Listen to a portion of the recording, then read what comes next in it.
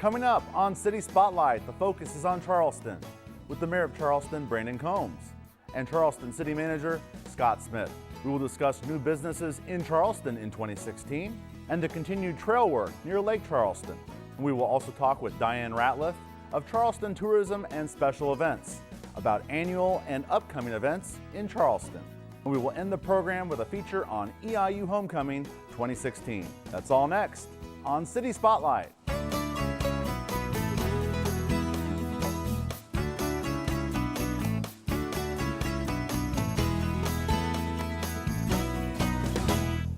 City Spotlight is supported by Consolidated Communications. CCI is honored to salute the cities and their leaders in the area, as well as providing TV, internet, and phone service to local homes and businesses. We live where we work and are proud to support the communities we serve. More information available at consolidated.com. And thank you to all of you for joining us for another edition of City Spotlight. Today the focus is on Charleston. And we'd like to welcome back to the program the Mayor of Charleston, Brandon Combs. Hello, Ramin. And Scott Smith, City Manager of Charleston. Hello. Guys, thank you for coming back on.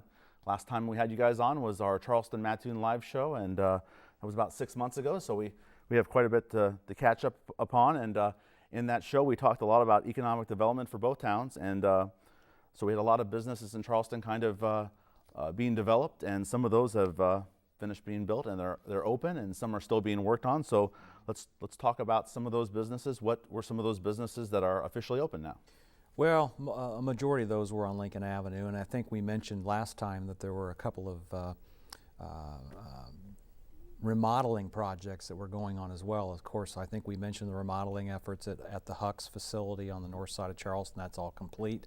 Now there was an addition made to that property, as well as an addition at the Casey's property on 18th Street. Of course, we mentioned that Gavina Graphics expanded their operations. We've also got the development that Reggie Phillips and Unique Homes, the senior assisted living facility there at 18th and Harrison, that's going in right now. That's a multi-million-dollar complex that's probably about 50% complete at this point. I don't have an exact percentage on that. It's just kind of a ballpark estimate as to where they are. We've also had Marco's Pizza open up recently in the Family Video location. Right. Domino's Pizza opened up at the corner of 7th and Lincoln Avenue. They've been in operation since right around the time the school opened back up here at EIU for fall semester. Right. And then we've had Windy City Pizza open as well. Right. And of course the Aldi's is under construction, and they hope to be open here just in a few weeks. So a lot happening. Hope I didn't miss anything. Maybe I did, but there's been a lot to talk about and a lot of good things going on. Yeah, Aldi's is over across from Walmart, and it's all the nameplates up, so it's looking like it's getting pretty close. And you can never not have enough pizza places in a college town. So I think the opening is the 10th of November. It's a Thursday. That's when we're doing the ribbon cutting. That'll be right after this program is being first seen by folks. So look forward to that for folks. Another place to go to, and we talked about the advantages of and the location of where Aldi's is on that eastern part of Charleston, and not just Charleston residents, but people in the area that'll be probably coming to that area to shop, not just Walmart, all the other places. Can you guys remember at any point such activity over the course of 6 months, all these places in Charleston, and what it's really going to do? I mean, obviously long term we can't forecast, but well, Scott's been obviously doing this a lot longer than I have, and I just remember you making a comment either on one of these shows or in a meeting sometime that this is the most growth you'd seen in I don't know how many years. You said a significant amount of time. I mean, all at once. I mean, from a residential permit or a construction permit perspective, it's been a real good year for the city. A lot of growth, a lot of activity, a lot of new business. I can't remember in my time as manager that we've seen this kind of activity from a business perspective, and we didn't even touch on some of the new stuff on 18th Street. I think we may have mentioned the garden shop, and of course the farmers market, and all things going on 18th Street that are in and around that new facility that Unique is building. But just a lot of really good stories to share, and a lot of activity, and And we just got back from the International Council of Shopping Centers Convention Conference last week. Steve Pamperin, myself, and Alex Winkler from our Code Enforcement and Building Development Department, and had an opportunity to work with our retail consultant and actually met with a number of retailers that we hope are looking to this market to expand, and maybe we'll land one of those or two. Other communities we've had here on City Spotlight, we've heard about city administrators, managers going to places like that to potential retailers to come to their towns. I think the other towns were Mattoon and Effingham as well. And those opportunities to go to things like that just open doors to great possibilities for every community. Absolutely it does. In fact, we see our friends and neighbors at those conferences. In fact, we had lunch with Mattoon last week when we were in Chicago, and had a chance to talk to Jim, Art, and Todd, and the folks from Effingham. So, you know, it's not like we're not in competition, but we're friendly about it. And honestly, if someone's looking in our marketplace and maybe we're not the perfect fit, by all means, we're going to encourage them to take a look in Mattoon, and I think the same in Mattoon. You know, even before I was on council and took it over as mayor, I didn't have a grasp on how the city actually did this, and now I can, you know, say when people ask me, well, what's the city doing to attract business? There's a lot more going on than I ever realized, and I was even with the chamber and, you know, the president of the chamber, and I still didn't understand how hard and how many connections we have. And just this morning, Steve Pamperin was telling me some of the things that came out of that conference that you guys went to, and our consultants do a fantastic job. And in this day and age, it's all about making relationships and knowing the right people. And I mean, these guys work really hard at making sure that you know, those relationships are being made. And if there's an opportunity to come to Charleston, we can make it happen. A lot of the places we've talked about are establishments and plenty of food places in Charleston. I'm sure some of those have a great impact or influence from being a college town, such as Eastern Illinois University. We talked a lot about, the last time you guys were on was about 18th Street and that development there, and those people there on the farmers market and those 18th Street businesses working together. I've noticed a lot of events where they've hosted things to kind of encourage people to come out. If you want to maybe elaborate more on the 18th Street area again, and all those businesses now that we have from the north to the south end of it.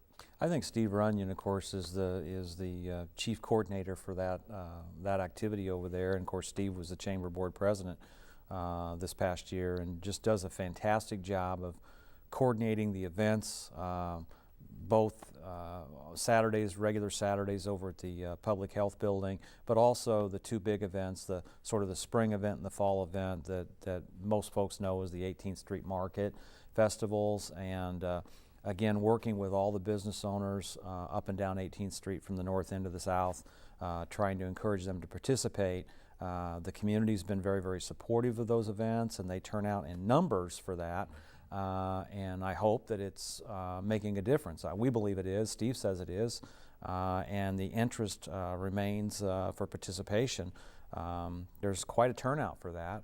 And that's kind of what spawned the other activities for the marketplace to occur down there on Saturdays. So we're quite pleased with his efforts and all the participating businesses and sponsors that support that program, because, you know, it does make a difference. I think I mentioned in one of our previous programs that I grew up over on Hance Drive, so, you know, a stone's throw from 18th Street, and I cannot remember a time since I was a child that there's been that much activity on 18th Street.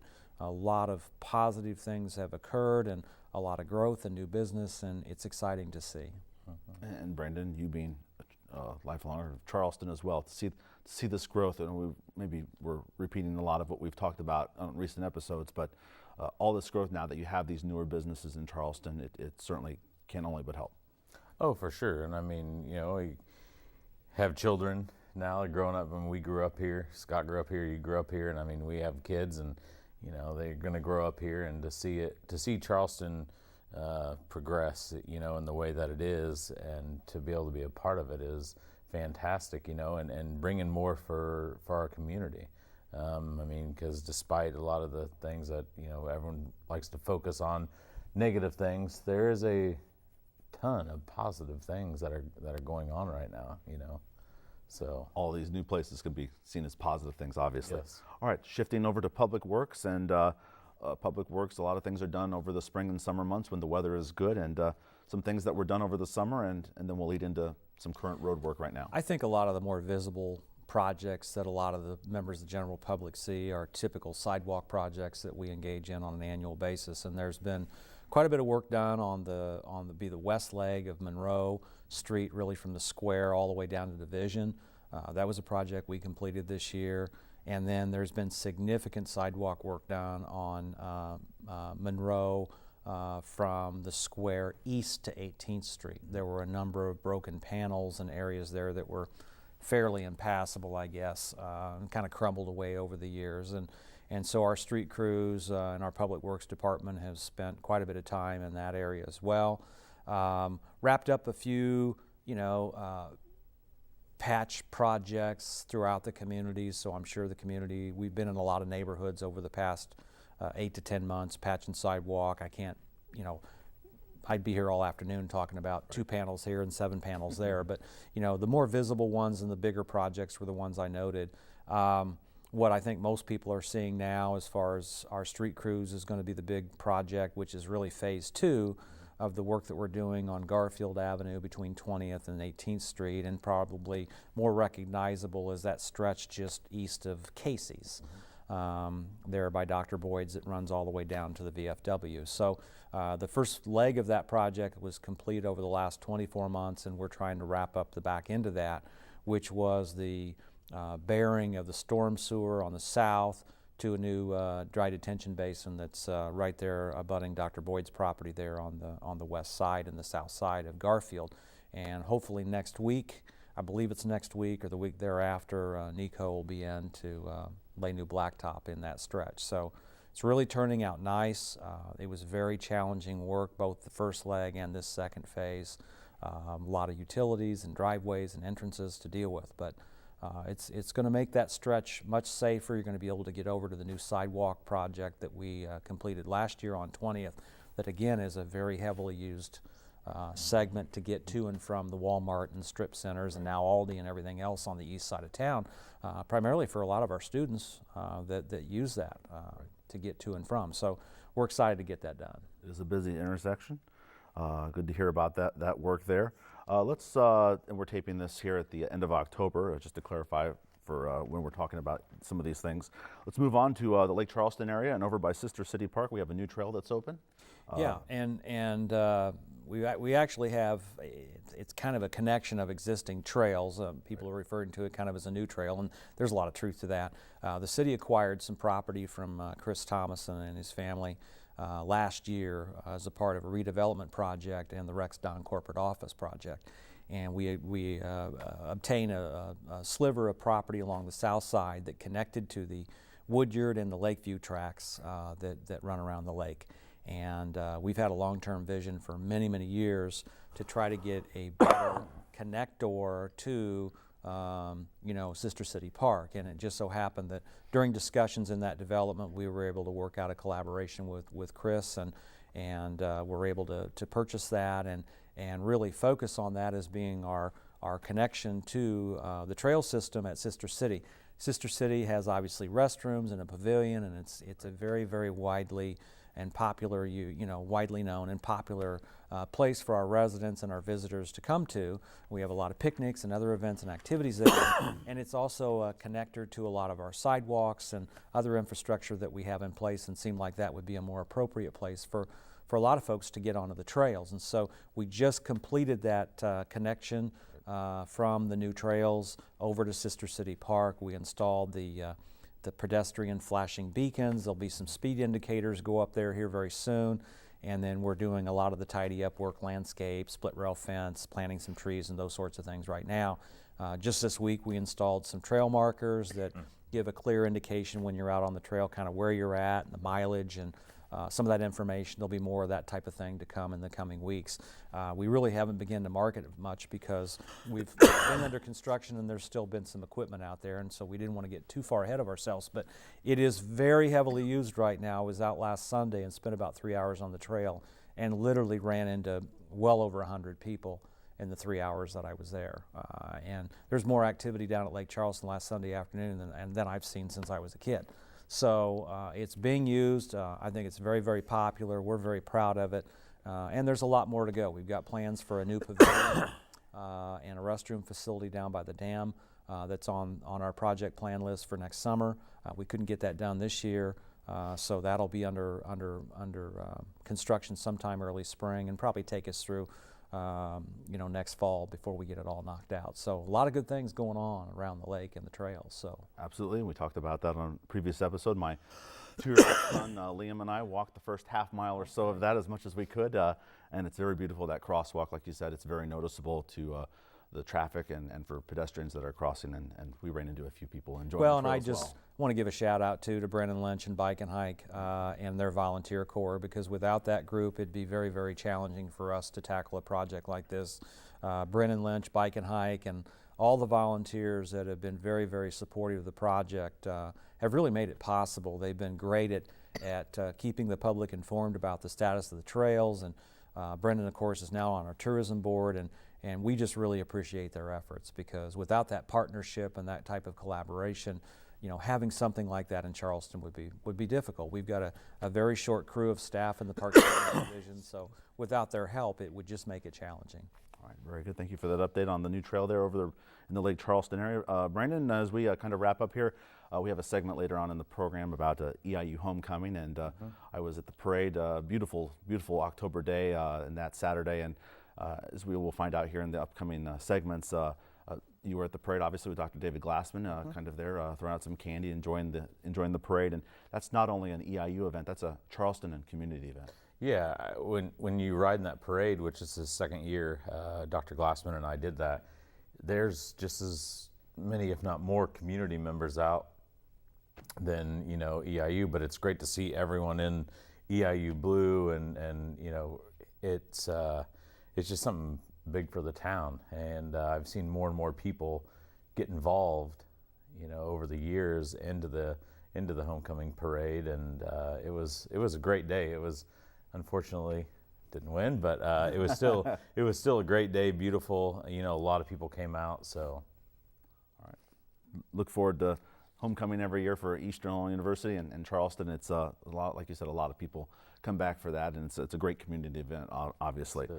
Gentlemen, our time is kind of wrapped up here, and we look forward to having you guys on again in the beginning of 2017. We'll talk about maybe some public works projects for there and other things going on in Charleston. Mayor of Charleston, Brandon Combs, and Scott Smith, City Manager of Charleston. Thank you guys again for taking the time to be on City Spotlight. Thanks for having us. Yeah, thank you very much. And coming up next here on City Spotlight, we'll talk about upcoming annual events with Diane Ratliff from Charleston Tourism and Special Events, and we'll also have a feature on EIU Homecoming 2016. But first, let's take a look at some upcoming events going on in Charleston.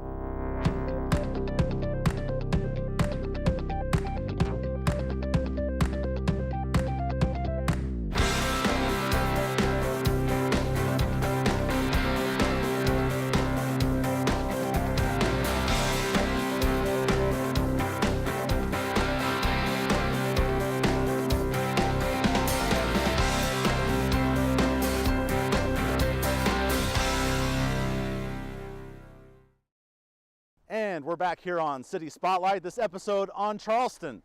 We've left the studio and we have downtown Charleston as our backdrop. And joining us now on this segment is Diane Ratliff of Charleston Tourism and Special Events. Hi, how are you today? Very good. And Diane, before we talk about Charleston events and EIU events, because they're all intertwined, how long have you been working with the City of Charleston? I've been with the city for about 15 years, 5 of those in the tourism and special events area. Very good. I see you're sporting an EIU Homecoming shirt. I am. Very festive. We're taping at the beginning of EIU Homecoming Week 2016, and not only is it Homecoming Week for Eastern Illinois University, it's a big week for the campus and the university, but also it's a Charleston event as well. It is. We have lots of collaboration between the city and the university. This morning, the reason I'm wearing my outfit, we just did our judging for the decorating contest on campus. So we work closely with the university during this time to make sure their event goes smooth, just because we have lots of people coming to town during this time. Actually, that's be my next question. A lot of people do come to Charleston, so what does Charleston look like from your perspective when all the alumni and people come in for the homecoming Saturday? It's really nice to see everybody here. We get the alumni, we get all their family and friends back. The current students, all their siblings and things come to visit as well. So it's really nice to have that fun atmosphere with everybody back in Charleston. And homecoming week for Eastern Illinois University is a big week for the university, but let's talk just a little bit briefly, Diane, about the collaboration that Charleston and the University of EIU work together on a variety of events. Right, we work throughout the year with Eastern on many of their different events, their family weekend, their homecoming, their spring activities, things like that, as well as a lot of their games, and getting their visitors into town. And Diane, what's maybe one favorite thing of yours of homecoming week for Eastern and Charleston? It's nice to see all the families back in town and to be able to collaborate with the university on a lot of different things. Very good. Let's shift gears and talk Charleston events. And first off, in early December, we're going to have an event right here behind us on the square. It's the Christmas in the Heart of Charleston. Can you tell us about that event, please? Sure. We have Christmas in the Heart of Charleston coming up December 3rd. It's a totally free event for families in the area. We ask them to come out and have fun. We have a parade at 4:45, followed by lots of free activities, music, carriage rides, things of that nature. A lot of communities in Central Illinois, they have some kind of annual Christmas event. How long has this one been going on in Charleston? I don't know exact numbers, but it's been over 20 years that it's been going on in Charleston. So it's been a pretty good staple for the community. Traditional event now in Charleston, early December. Let's talk about annual events in Charleston. We're taping this in the middle of October, so we have a lot of events take place in the spring and the summer. What are some of those annual events in Charleston, Diane? We do. We typically have our Easter egg hunts in the spring, March or April, depending on the upcoming year. We also have our Red, White, and Blue event, which is a fairly large event during the summer, July 3rd and 4th. We have lots of big name bands, parades, things like that going on as well. We also then in the fall have a lot of other activities in conjunction with the university. Very good. And on our last episode of Charleston, I believe, we stopped by the Coles County Fair. It's also another big Charleston event. Diane, anything else you'd like to wrap up with as far as events going on in Charleston, or something you're excited about moving forward with Charleston? We just like to keep the community involved with lots of different activities. We try to focus on free events for the families. We know things can be expensive, so to get them to come out and enjoy things at a low or no cost is what's important to us. All right, thank you very much, Diane Ratliff, Charleston Tourism and Special Events. We appreciate your time here on City Spotlight. Thank you very much. Have a good day. All right. And as we wrap up here on City Spotlight, we'll have a feature on EIU Homecoming 2016. What is this week like for EIU? Oh, it's fantastic being able to welcome back our alumni, our graduates, friends of the university, people in the community. It's one of our busiest weeks of the year, but it's also one of the most enjoyable. About 5 years ago, you were a student here at Eastern Illinois University. What do you remember about homecoming week? I think the biggest thing I remember, I was a student athlete here 5 years ago, so I think the coolest thing was just being able to be involved with all the athletic events going on. We always had our alumni softball game this weekend, so getting all the alumni back to participate in that and playing against them. And just the school spirit and the morale around campus and the blue and just the energy is probably the most exciting thing I remember.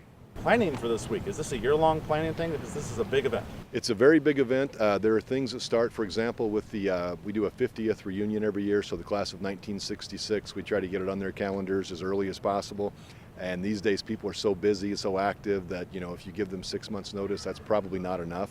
And so a lot of planning, notification, selecting the alumni award recipients, those things take place 6 to 9 months out. The excitement of this weekend, you mentioned the alumni, the excitement of alumni and people coming back to EIU in Charleston, what's that like? I work in the alumni office now, and we get calls daily about alumni calling about what activities are going on, what they can do, just how excited they are, and just kind of hearing that energy in their voice just makes it worthwhile, makes it fun for the week and week leading up to it, and knowing that we're putting this on for them and the students here on campus, and it's just fun to be able to hear people's story when they come back and even talking on the phone about their memories that they had, and I can relate, and it's just fun listening to that.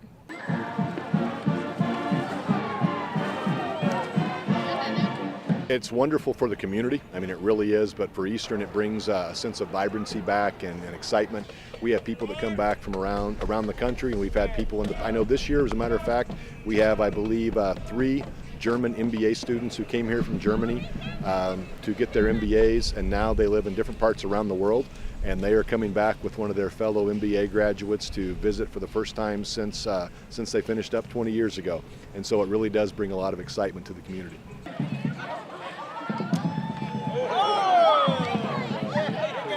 This is not only an EIU event, it's also an event that takes place in Charleston. So the sense of community, this is really a community event this whole week. It really is, and it's more than just the community of Charleston. I mean, we love everyone throughout the county, throughout the region. We do have people coming from all those areas, but it really does do a lot for Charleston, certainly the people visiting. For those alumni who haven't been back to campus in many years, it's great for them to come back and support our local businesses as well. Definitely brings the campus and university together as a whole. I mean, you can drive around Charleston and see all kinds of different businesses decorated with Eastern blue, and community members just wearing Eastern blue, and I think the whole excitement with the parade and the football game and just everything going on. There's so many things to do for families, for kids, for alumni, and even people who aren't Eastern alumni, but just Eastern fans in general. So I think it just brings everyone together as a whole, and I think that's what homecoming is all about. What is homecoming week Saturday like? It's crazy, to understatement. With the parade going on, I've actually never been able to watch a parade while I've been here. I've either been in it or been working during it. So, but even just being in it and being able to go around the streets and seeing just the crowds that come out for it, and the streets are just lined with alumni, fans, family, friends, just to start off the day, and then going into our tailgate, which, if you get a chance to go over it is just completely packed with blue, and it's a sea of blue, and it's awesome to see. And then kind of leading into the homecoming football game was just an excitement in itself. That's what just brings homecoming together. It's like the big bang at the end. What is your favorite thing about homecoming at Eastern? It would absolutely be the alumni. It really is everything. There's so much that goes into it. There's something happening all the time. But the alumni awards, again, that is my favorite event year-round at Eastern. Just hearing those stories and hearing about what Eastern means to our graduates. I think I have two favorite things. Being the first is just the spirit that arises that week with the blue and the energy. You see blue every corner you turn around all week long, all weekend long. And just the second is bringing the alumni back. The meaning of homecoming is you're coming home. That's why we all came to Eastern. It's home for us, and as alumni coming back and being able to hear their story is the coolest thing, I think. Quite often we have people that come back who haven't been here in years. I would say every year that I can recall, we have someone who comes back for their 50th reunion who hasn't been here since they graduated. And so it's a very special occasion for them. And we're standing here by the library, and for those students who graduated 50 years ago, this is about where the campus ended.